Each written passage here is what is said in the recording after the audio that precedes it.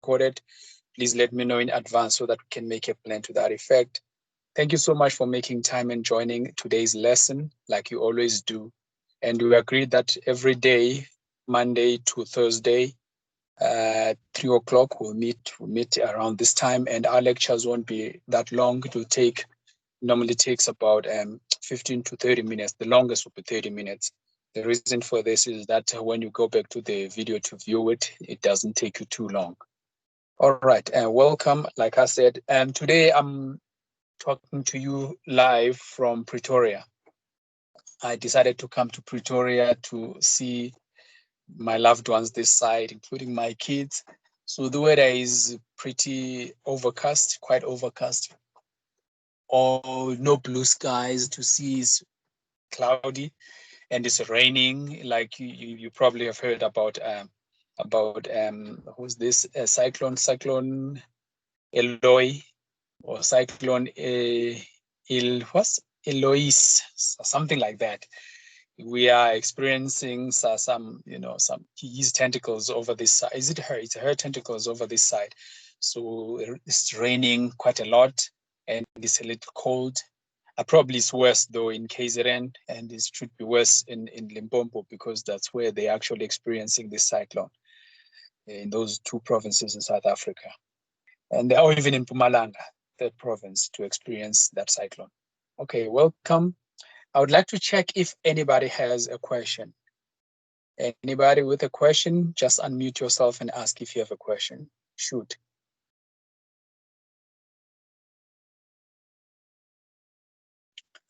Okay, so far no questions. All right, I shared on WhatsApp a video in which I'm presenting on non-verbal means of communication. I believe I've covered all the non-verbal means of communication, but if for some reason somebody thinks there's one or two non-verbal means of communication that I didn't cover, please feel free to raise it here now. According to your summary sheet, have I covered all the non-verbal means of communication? Let me hear somebody. Yes, no, just unmute yourself and participate.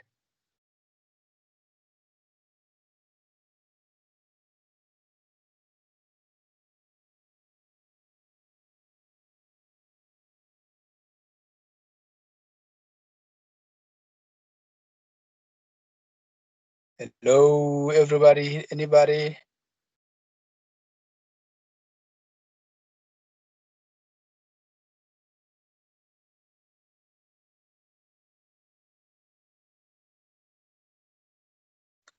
Can anybody hear me here? Yes, I can. Yeah, but I'm worried now. Why does it take so long to respond? Why does it take you so long to respond? It looks like this thing is not productive then, if that would be the case. Please, folks, participate. Okay, just unmuting yourself and saying yes, or unmute yourself and saying no, or no question. It's just that simple. Okay. All right. Thanks, Nokolo, and thanks, Klang, for the participation. And Sfiso, you folks have been participating, and a few others. But the others who just sit there and they don't participate at all, So I don't like that. Why use up your data then for something that is not interesting to you? Just don't participate. Okay. All right. So have I covered everything in terms of nonverbal means of communication? Check your summary sheet and ask if you feel there's one or two that I didn't cover, mention them so I can quickly cover them. But if I've covered all of those nonverbal means of communication, then we're moving on to something else. Have I covered everything? Yes. No. Yes, if somebody thinks no, just mention one that I did not cover quickly. One or two or three, or all of them, those that you think I didn't cover. Economic say, I was sent it to you. It is the last one. Economy. Mention it. What is it? Economy. Phonemics. Okay, no, chronemics, that one has been covered. You check the video. Next.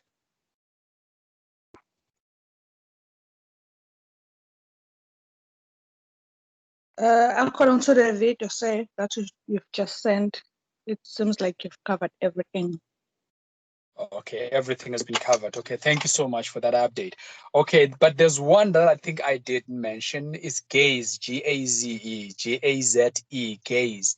That one is a nonverbal means of communication in which somebody communicates by just looking at you.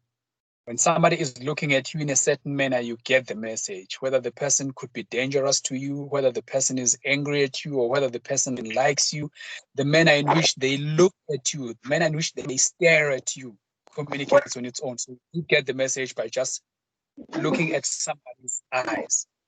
So in addition to, like I said, with filler sounds, when people are telling lies, you can just look them straight in the eye and you can tell if somebody is shy, if somebody is confident, if somebody is telling a lie. Just looking them straight in the eye, it communicates. When somebody looks at you, you can tell if the person's about to attack you. By just the manner in which they stare at you, you get the message. So basically, that's one thing I think I left out, which is gaze, staring at somebody. All right. Any other questions? Any questions? Anything that you think I didn't mention? I didn't cover in terms of elements of communication. Yes, yes, Sean. Yeah. What about the paralinguistics? Okay. I know you didn't download. You haven't downloaded the video yet, and like I'm saying to you, there's no need to download the video as yet. What I will do, I'll upload the video into my YouTube channel so that you can watch it online instead of downloading it. Yes, So yes. yeah, cover that. Oh, okay, sir. All right. I think let's move on without wasting much of our time now. It's 8 minutes after 3. So we're going to stop, I think, at 20 past 3. Let's take non-verbal means, no. Let's take noise. Noise, which is also called barriers to communication, to the communication process. I think we should just cover that. Then what is noise? A general understanding, a general body understanding of the term noise is a sound. Is a sound. For instance, right now I'm parked in a mall, you know. So if I were to open my windows, you would hear some sounds coming out, you know, some horns, honks, hoots, and people passing by, chatting. That would be the general body understanding of the concept noise. So basically, anybody who hasn't done communication skills, I would dare say anybody who hasn't taken the course with me knows the term noise as just physical noise. So in our class in communication, we call that kind of noise physical noise, the sound that enters your ear. And we say that tends to interfere with the communication process in that as much as you are listening to me talking to you right now, there's probably some noise in the background which enters your ear, some sounds in the background that enter your ear without you actually paying attention to them, because now you're paying attention to me. Listening to me, but you can hear something. So that which you can hear is called physical noise. All right, so what is noise in terms of communication? Noise is anything that interferes with the communication process, anything that disturbs the communication process, anything that causes the communication process not to take place effectively. Not that communication process does not take place, it takes place, but it wouldn't be as effective as it would. It's not as effective as it would be had there been no noise. So because of that noise, we're talking about physical noise now, the communication process gets disturbed. I'm gonna pause here to check if anybody has a question. Any question?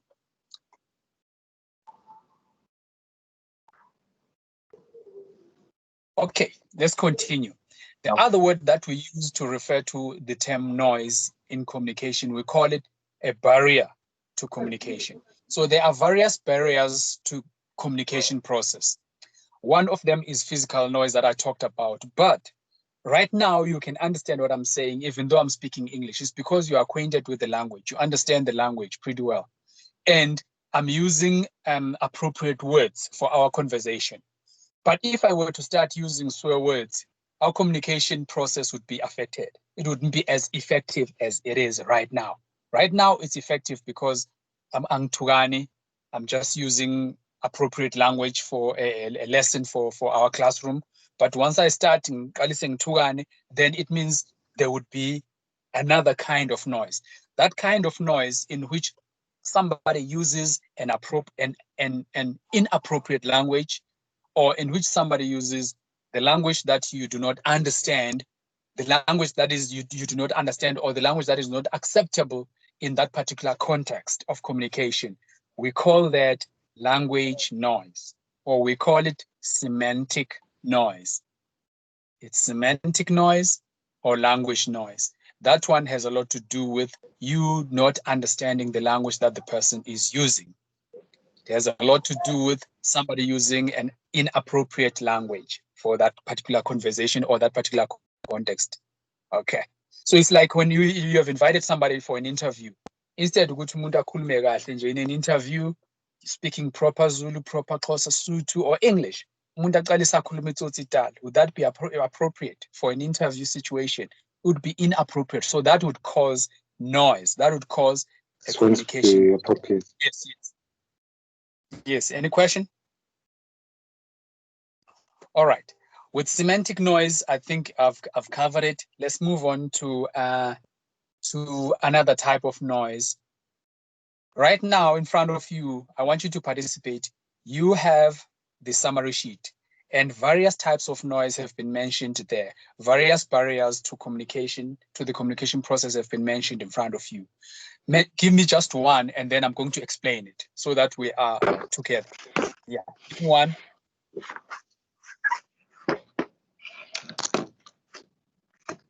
Psychological. Saying? Psychological. Psychological noise. All right, thank you. Psychological noise, we also call psychological noise mental noise. Mandla, switch off your mic. Switch off your mic, Mandla. Okay, we also call it mental noise, psychological noise. With psychological noise, it has a lot to do with stressful situations. You know, stressful situations. When you are stressed, do you communicate the same way you would when you are not stressed? No.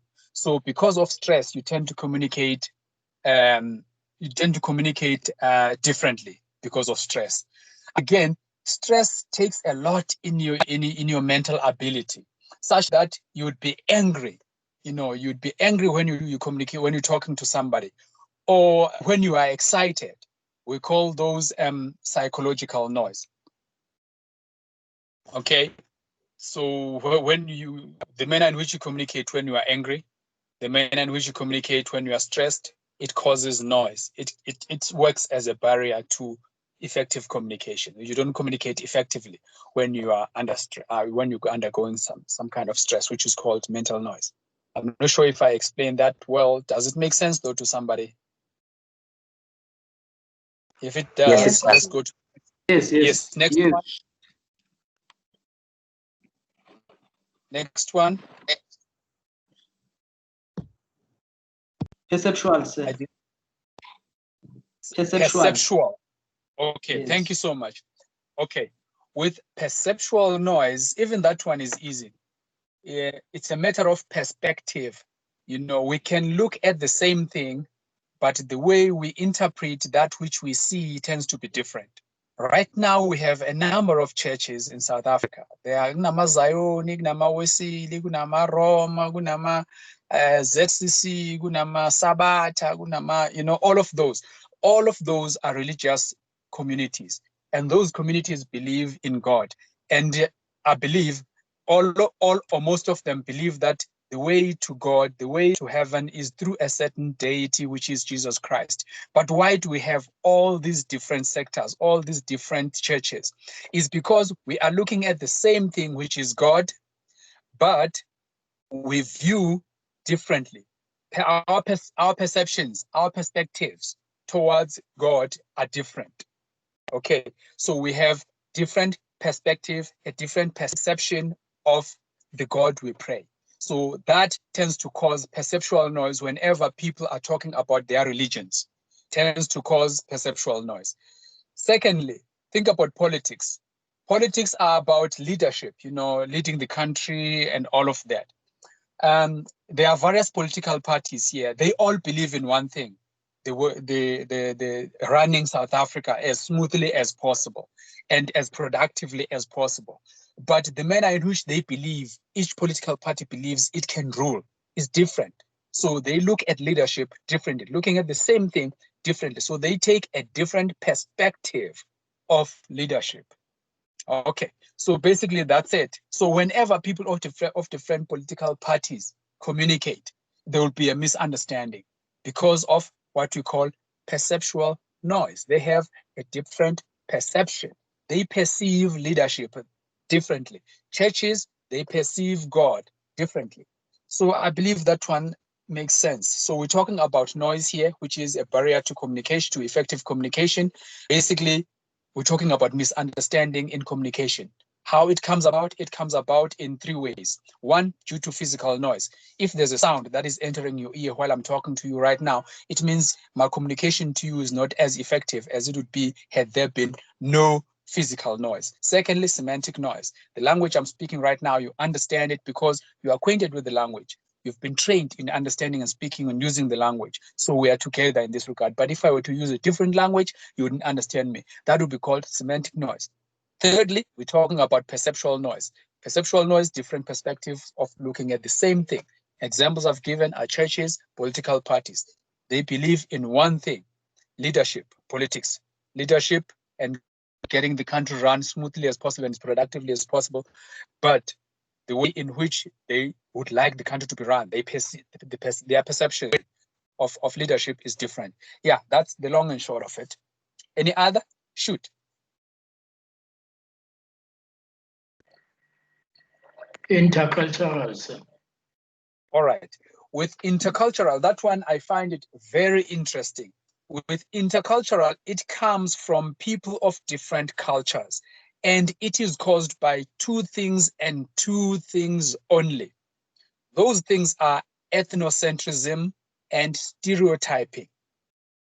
Somebody might confuse intercultural noise with semantic noise, that when somebody speaks a different language because they are raised into speaking a different language in their culture, then that tends to cause intercultural noise. No, whenever it's a misunderstanding due to language, it's semantic noise. Intercultural noise is caused by stereotyping and ethnocentrism. Then what is intercultural noise? Is a misunderstanding or a communication barrier that comes out as a result of people belonging to different cultures. Then what is culture? The simplest definition of culture is the way one leads their life. So for instance, you can choose to be a fashionable person, then you join a gang or a group called what you call those people who wear fashionable clothes. Somebody just unmute yourself and give me the word. Iskotani, exactly. Yeah, thank you. Iskotani. It's a culture. It's a culture. It's a group of people that decides to lead their lives in a particular way, which is to showcase, to show off with money, with clothes, and expensive things, basically. So that's a culture. They decide to lead their life that way. Other people choose to live their lives in a manner. For instance, before you eat at home, it's a culture in your family that before you eat, you have to pray for food. So it's a culture. That's how you choose to lead your life. Before you enter your house or your room, you pray that, thank God, I'm safe, I'm home, I'm safe. So that's culture, that's your lifestyle. And other people tend to believe that the manner in which they lead their lives is the best way of leading a life. So everybody's supposed to lead their lives the way that particular person leads theirs. And as such, they tend to convince you to join their life, their way of leading a life, their culture. Or if you lead your life in a different way, you use a different culture, they tend to undermine your culture. And then that is called ethnocentrism. What is ethnocentrism? Ethnocentrism is one cause of intercultural noise, which is caused by one's belief that their way of leading life, their culture, is the best And in return, they tend to undermine other people's cultures in favor of theirs. For instance, if ungumZulu, you believe ukuthi amaZulu is the best nation ever, ukwenza izinto ngesiZulu, other than ukwenza izinto ngesisuthu, ngesishangane, ngesiXhosa, and you basically believe that the Zulu culture is the best, then you are suffering from what is called ethnocentrism. And do not confuse ethnocentrism with racism. That one is different. Now we're saying intercultural noise is caused by ethnocentrism and stereotyping. And then what is stereotyping? Stereotyping is basically a belief by one group of people about, or okay, let me say it's a misconception by a group of people about another group of people. Let me say that again using different words.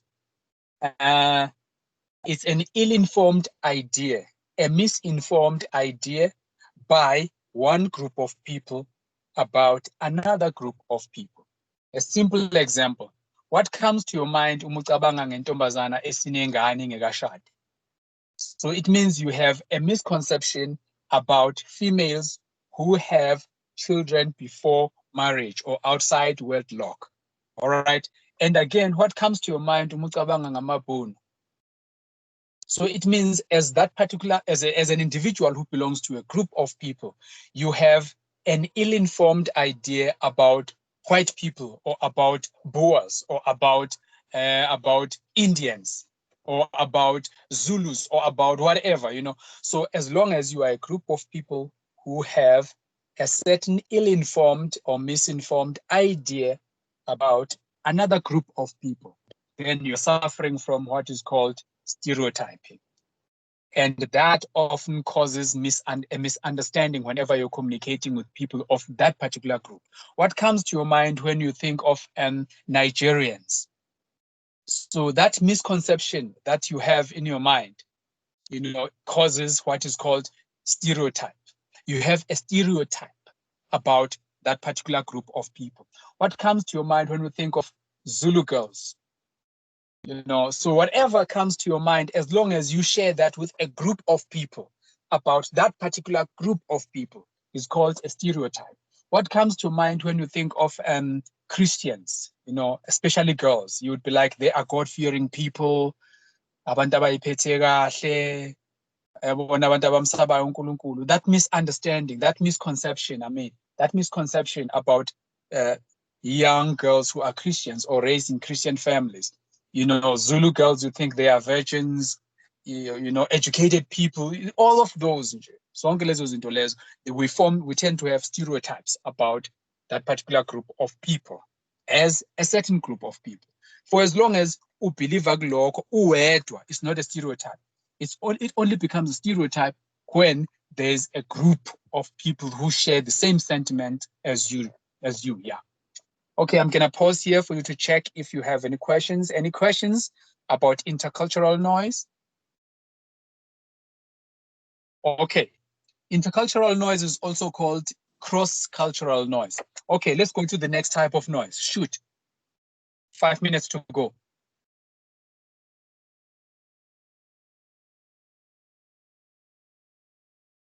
Time is against us. Gatekeeping.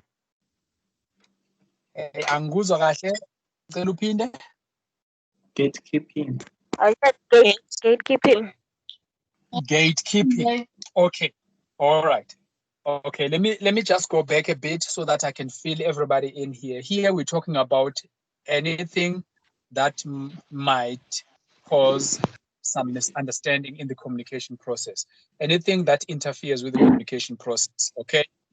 All right. With gatekeeping, it interferes with the communication process in the sense that it's a third person who interferes with the communication process between the first and the second person.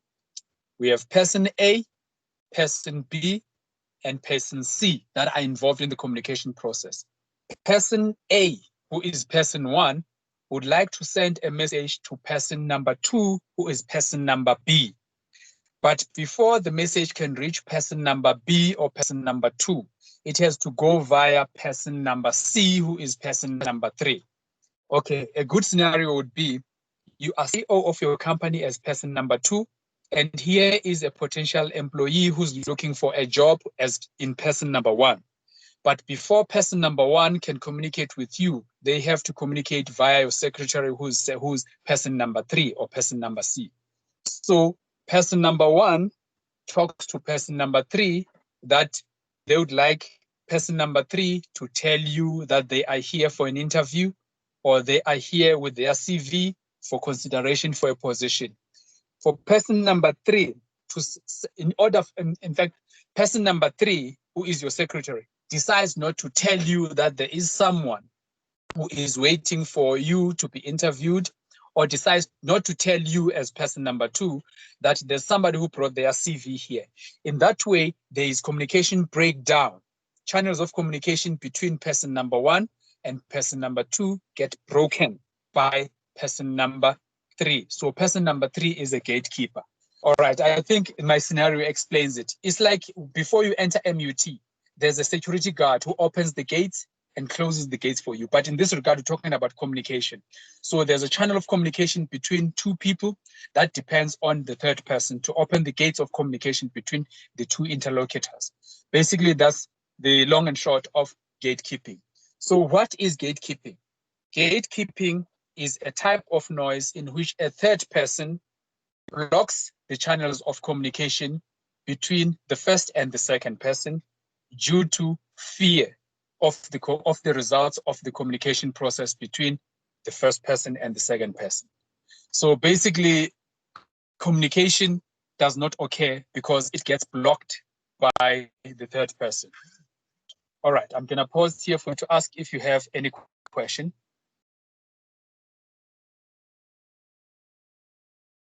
Questions? 2 minutes to go. Ungiphindela say definition ka-gatekeeping. Okay, ngicela ubambe kanjalo, don't mute yourself, okay? A simple example of gatekeeping is uma umuntu efika kini ethi ucela ukukhuluma noma wakho, wena bese uthi uma akekho, uma abe ekhona endlini, ngoba wena ungafuni ukuthi lo muntu akhulume noma wakho, you act as a gatekeeper. So that way you are a barrier between the communication, you are a barrier of communication between that particular stranger or that particular person who could be a neighbor and your mom. Uyayizwa ngithi? Yes. Injalo ke gatekeeping. And then in real life and in workplace, izinto ezikanjalo ziyenzakala.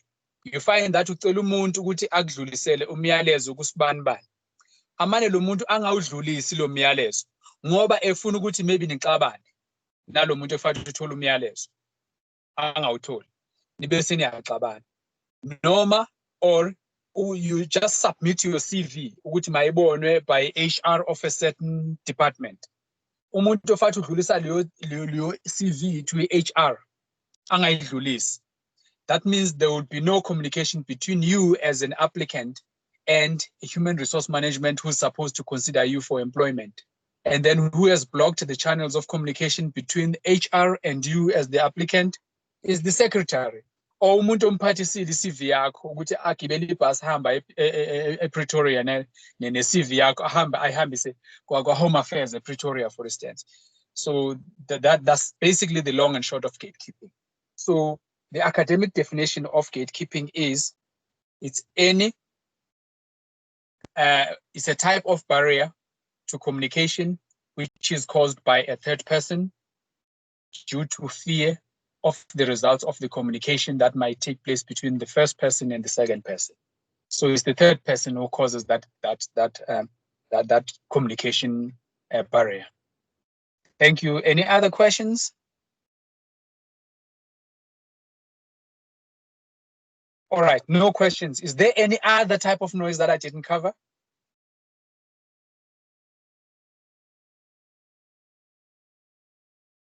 Any other type of noise that I didn't cover? I think Physiological, sir. Physiological. Yes. Okay. Is physiological and which one? Is there any other, or is physiological is the last? I think physiological is All right. yeah, is the last. Okay, great. Please give me 5 minutes, 5 more minutes, because we're supposed to stop now. It's after 3:30. We're supposed to stop, but then let me just cover that one first. That one is a communication barrier that is caused by ill health. It's basically caused by ill health. Whenever you have a terrible headache, do you communicate effectively? No, you don't communicate effectively when you have a terrible headache. And whenever you are extremely cold, I'm not talking about the environment around you, that it is cold outside or it is cold in you, but it's you who feels very cold. You don't communicate effectively. When you have a stomach ache, you don't communicate effectively. Whenever, okay, Shango, you can mute yourself. Oh, okay. Sorry. Okay, all right. So what I'm saying is, imagine you going to the hospital to see somebody who is ill. Lo muntu communicator effectively. No, uyasho ukuthi uma ufika umbengela sanibonani ninjani, uzothi umuntu ayi sengingcono kunayo izolo. You know, but normally make communicator akasho ukuthi sengingcono, ukhuluma nje kahle. Normally make ngakho. Just because this person is not feeling well, then there will be what we call physiological noise because the person is not feeling well. So that one is a barrier to communication.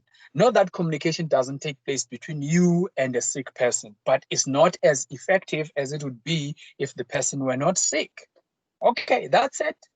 In summary, today we covered noise, which is called anything that interferes with the communication process, or we also called it barrier to the communication process. Then what is noise? Noise is anything that causes communication not to take place effectively.